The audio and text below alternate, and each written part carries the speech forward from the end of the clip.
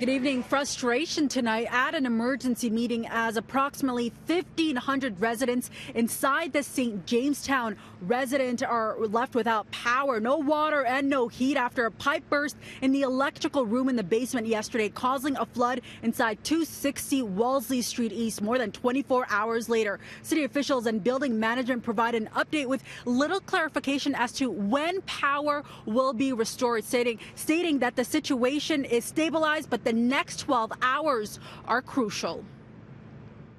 We walked up to the 33 stories last night in complete darkness.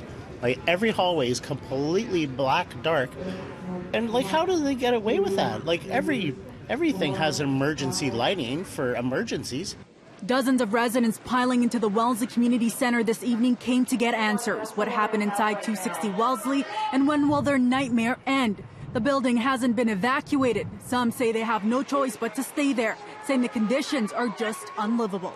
One of the fire sprinklers has exploded, and there's just like a waterfall going all over the cars, like just gushing out of all the fire sprinklers.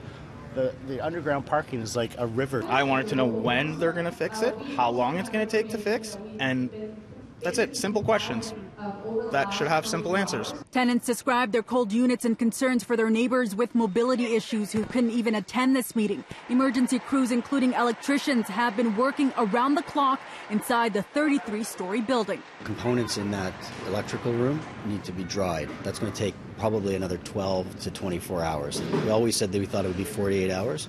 Only once we've been able to really sort of look at what, if any, damage was done to the electrical as a result of the flood, will we have a better sense of the timing of how long the repair work. This isn't the only building in this St. Jamestown complex with serious problems. It's not our fault to be in this situation again. She's a displaced resident who now lives at the Wellesley high-rise. The landlord also owns 650 Parliament, where 1,500 residents were displaced after a fire last August. And 240 Wellesley has been without water since Sunday thanks to frozen pipes, although with warmer temperatures, today it is slowly being restored floor by floor.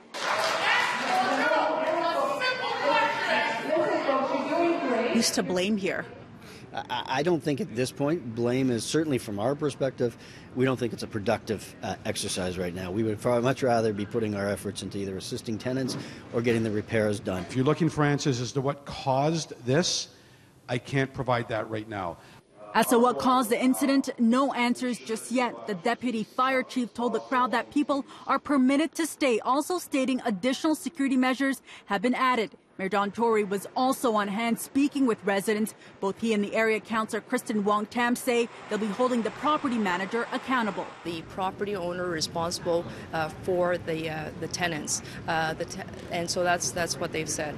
And it's important to note that the city is not walking away from this. There's no way that we would, but we are holding the property owners' feet to the fire to make sure that they provide accommodations to the tenants. I find this extremely frustrating. I'm to be quite honest, I'm angry. However, that's not going to help us this evening.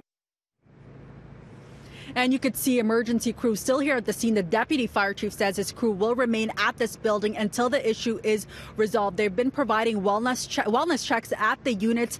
They've been providing access to food delivery and giving residents access to non-drinking water that can be used for sanitary purposes. Some people can finally use the toilets. The deputy fire chief also tells me that they've added lighting in the stairwells. Residents who have to walk up about 22 floors up tells me he did see the light installations, though they have not been turned on. In addition to that, they've also been blowing air up the elevator shaft to provide heat to some of the floors. And as for this property manager, they tell us they've increased the number of security guards here at the scene. They tell us they have about 70 here tonight, and these security guards will be assisting residents and tenants with anything they may need.